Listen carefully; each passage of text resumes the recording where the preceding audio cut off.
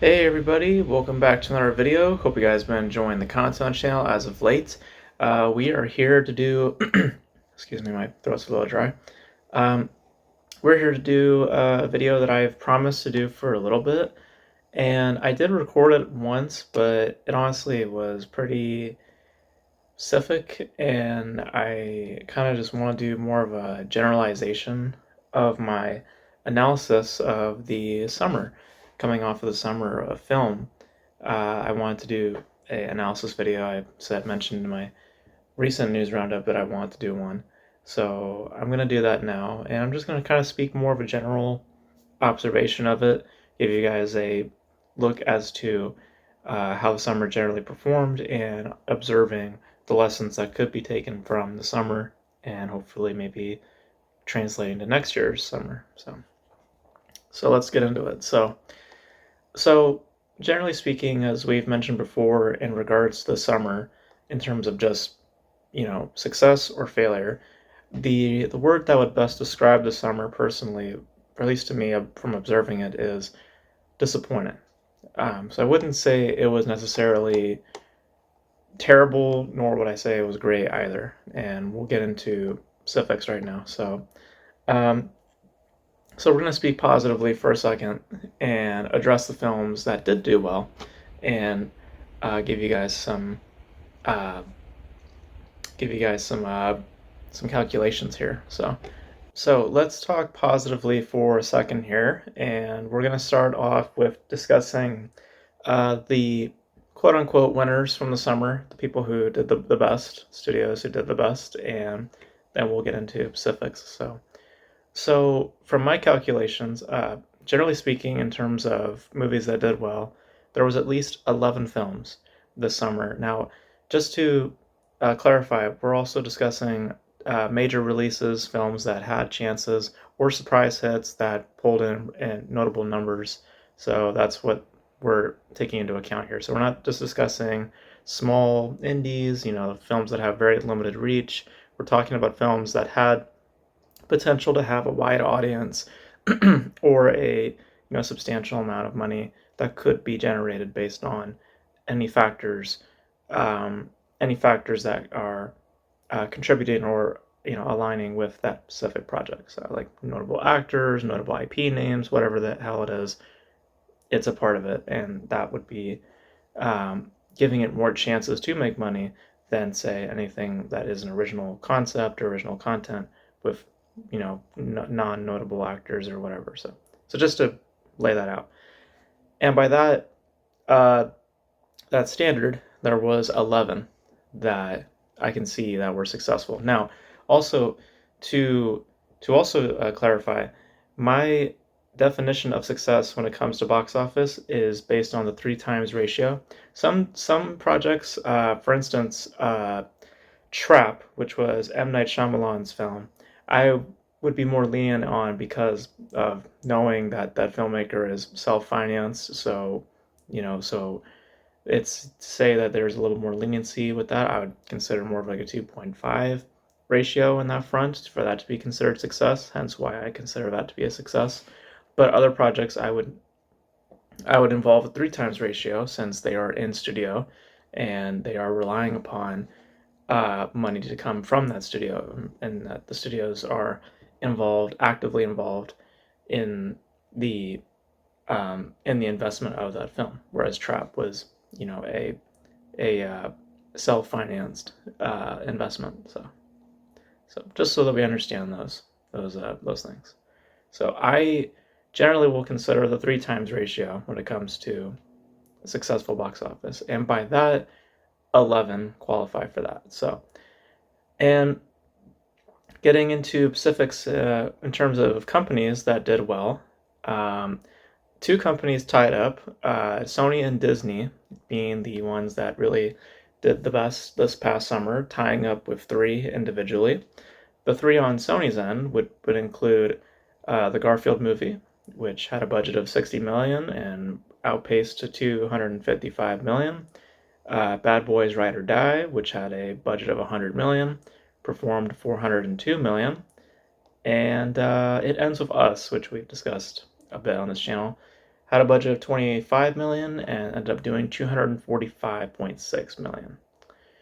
And then on Disney's front, which they ended up having the biggest box office takes this summer, and generally for the year so far, we have Inside Out 2, which is currently the highest grossing film of the year so far, has a budget of 200 million, profit made so far of 1.65 billion dollars. And then of course Deadpool and Wolverine, which had a budget of 300 million, which production was 200 million, marketing material was at least 100 million, so a $300 million investment. So far, 1.216 billion. And then Alien Romulus, which has a budget of 80 million, and profit, I believe at this point is like surpassed like 300 million or something. I haven't revised these numbers yet, but just just so that we understand, these movies have done very, very well. So, um, and then there was some films here and there from other companies, Warner Brothers, Neon, of course, with Long Legs doing very well, Lionsgate, Universal, Paramount. So, some companies here and there had their success stories here and there, but Sony and Disney primarily were the ones who brought in a lot of money and did very, very well. Now, of those 11 that did well, to get into some fractions, um, and to make a point about the budgets that they occupy, 7 out of 11 of these films, and in turn 64% of these films mentioned, have double-digit budgets attached to them. So keep that in mind as we talk about the latter of that, which is 4 out of 11 of these films, aka 36% of these films, carry triple-digit budgets.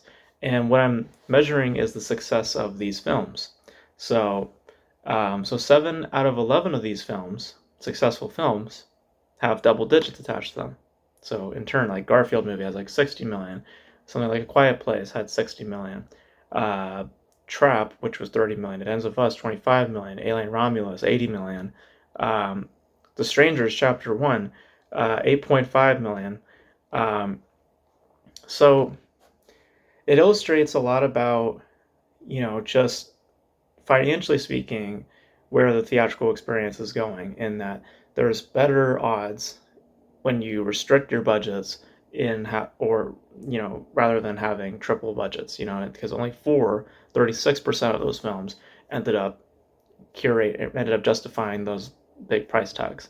So 64% of those films had double digits and they ended up doing very, very well. 36% of those films had triple digit budgets and they can justify those budgets, but only majority of those films have double digits. So just so you understand that. Now, if you go to the opposite of that, the films that didn't do well, here's the calculations on that front. So again, talking about the 3 times ratio, I count at least 15 films that did not do well, and another tie-up between companies, this time being Warner Brothers and Universal, for the films that didn't do well. And then I'm considering films from May all the way to August. So just so you understand the films that add to that list. So for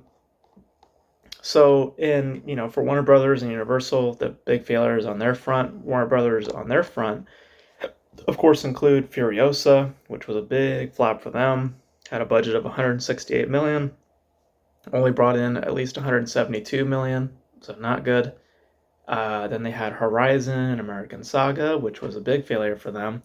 Budget of 50 million, profit 34, and who knows what the release of that's going to be at that point. Might even be a streaming release at this point, from what I've been hearing. And they had one more. The Watchers, which is another one. This had a budget of 30 million and a profit of 33 million. And again, another Shyamalan type project, so I don't know if this was a self-finance thing, probably more, considering it's not M. Night Shyamalan himself, but someone else, probably working with a studio. So, and just, regardless, self-funded or not, that profit, 33 against a 30 million budget, that's just not good. So there's 3 flops that happened there. Now, as I said, we tied up, so Universal also had 3D failures under their belt. And to mention those real quick, we had The Fall Guy, which had a budget of 125 million and brought in profit of at least 180, so that's not good. They also had The Bike Riders, which was originally at I believe it was originally at Disney, so they just shipped this off to a different company. Universal got a hold of it, had a budget of 35 million, and profit-wise kind of just matched that, 35.8 million. So yeah, not too good. And then Twisters, which a lot of people have been calling a success. It's not. I don't have like the most recent numbers, so I'm gonna pull that up real quick, just so we can discuss that, because it has not done well. Bringing it up real quick here. Yeah, so this had a budget of 155 million, and so far it's collected 368.8 million. So that's not good. That's not good. If you put that in calculations, let's do the math here just to see where people are coming from on this. So if you do 155 times 2.5, you get 387.5. So it hasn't even met that ratio. And to make it worse, let's go back and do times 3. You get 465. So I'm not entirely sure why people are calling this a success. It hasn't even met that quota or even met that 2.5 ratio. So yeah, so it's not even considered close to a success. So that's a failure. So I have no idea why people are calling it a success, because it's not. So those were the companies that did the worst. So Warner Brothers and Universal, and then of course there was Lionsgate and Disney that also had their issues this summer. Lionsgate, especially with Borderlands, which probably was the biggest flop of the summer, probably the biggest flop of the year so far, with a budget of 115 million. And if we go check numbers there on how that's been doing, yeah, 115 million, and box office so far 32.7 million. So that is a big failure for Lionsgate. And then, of course, there was The Crow, which also was not a big success either.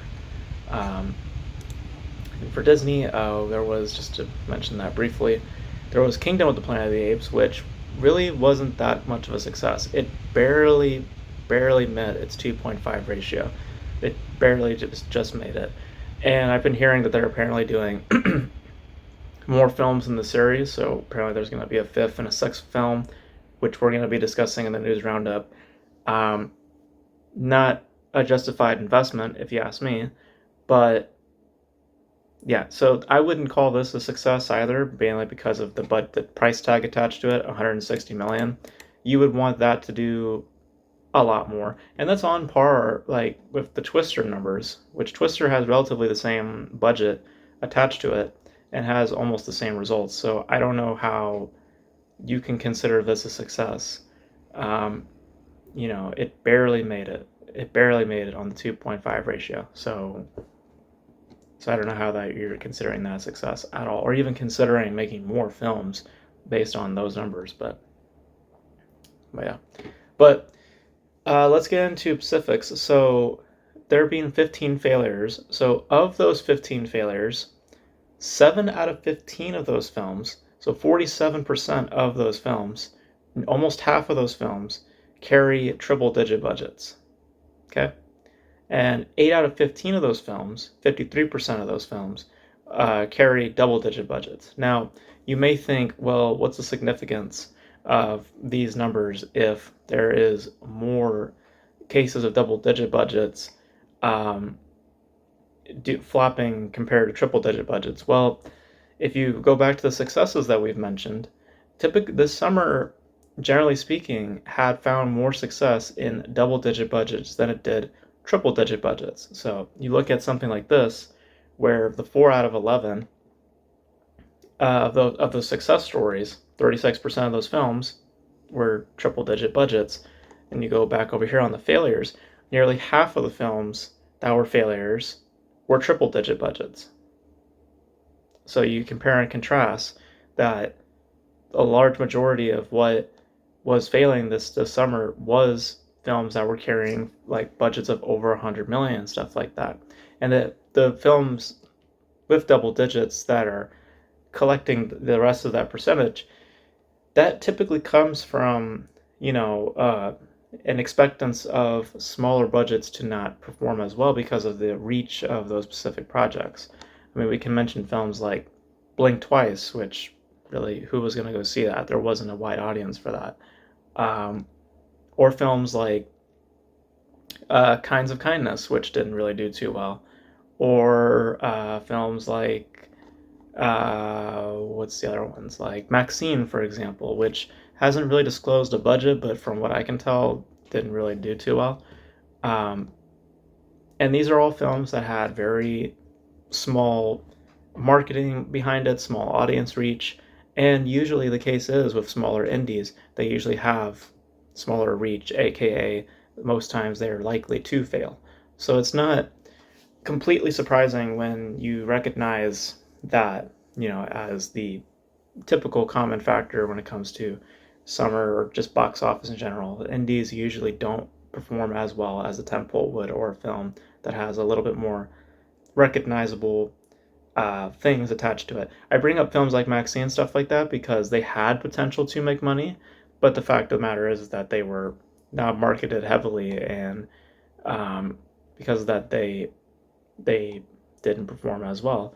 And it is also a victim of case of, you know, just a smaller film and smaller reach, you know. So, but again, regardless, typically smaller films just don't perform as well.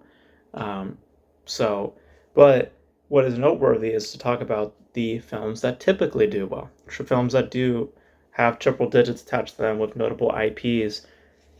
A good majority of the films that didn't do well were films that carrying triple digit budgets. So, and the films that did do well, that had notable IPs and franchises or what have you, the films that did do well, majority of those films are double digits.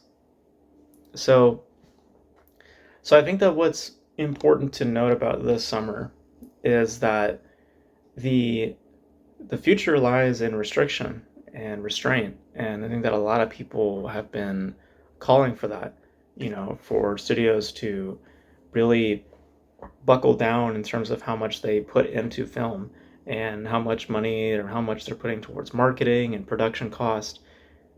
You could see how the results actually are better when you have restrictions and restraint. And also it falls in line with the theatrical experience, where we're going with the theatrical experience. Your audience is going to start coming to it less. So in turn, you need to spend less in order to justify those investments. If you spend more and you have less people showing up, you can see how you're not going to collect as much money when you're hovering down here and your budget's up here. So you have to be able to flow with the audience. And the audience is heading towards streaming. We all know this. That's the future of cinema. And studios have amplified that because of the pandemic and all that. And their awareness to streaming, giving the awareness to the audiences about streaming, you know, that was all studios' fault. So they shot themselves in the foot a long time ago. And now they're trying to rejuvenize energy back into the theatrical medium, and that's just not going to happen.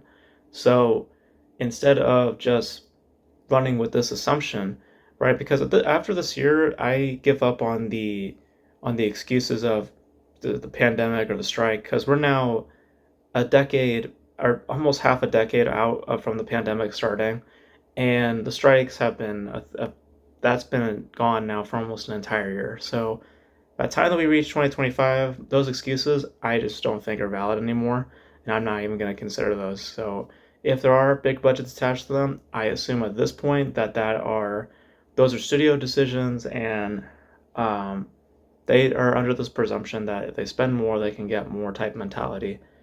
Which, as you can see, based on the specifics that I've laid out, that doesn't mean anything at this point. So, not to mention that box office is down 10% from last year. So I think even more telling considering, just the current state of things with the theatrical experience and with people going to the theater. So if you want to maintain the theatrical experience, you have to be able to restrict yourself, restraint, you know. And this all, this falls into the creatives as well, managing production and all that. But the the the one of the goals should be to be restrictive and to not let budgets get out of hand. Just ask Gladiator 2 what its budget is. Um, yeah, like there's got to be more of a mandate or more of a focus on, more healthier budgets so that you can collect more reasonable revenue, or at least the revenue that is going to be available. There will be outliers to that because of just social media collectively being interested in those films, which ultimately is the where the money lies nowadays, is within the TikTok and the Instagrams and all that. That's where it lies, where people are talking about movies nowadays. Um, and, that's why films like Inside Out, Deadpool, that's why they did as well as they did, because people online were chatting about those films ad nauseum. So, um, but those are just, as I've laid out to you, just little instances, outliers, but the majority of what has done well is lower than that. We're talking $60 million budgets. They're which are great. I just heard Transformers 1 is almost like a $75 million budget, which is great, and that has better odds, to make money, because of how low it is. So it's about restraint. It's about understandings of budgets and understanding also the theatrical experience, just who is coming into the theater, how many people are coming into the theater. And it's not as much as it used to be. So you have to be able to manage and you have to be able to work within those parameters. And the only way to do so is to fall back on budget. So, so hopefully that is a lesson that is taken from this summer.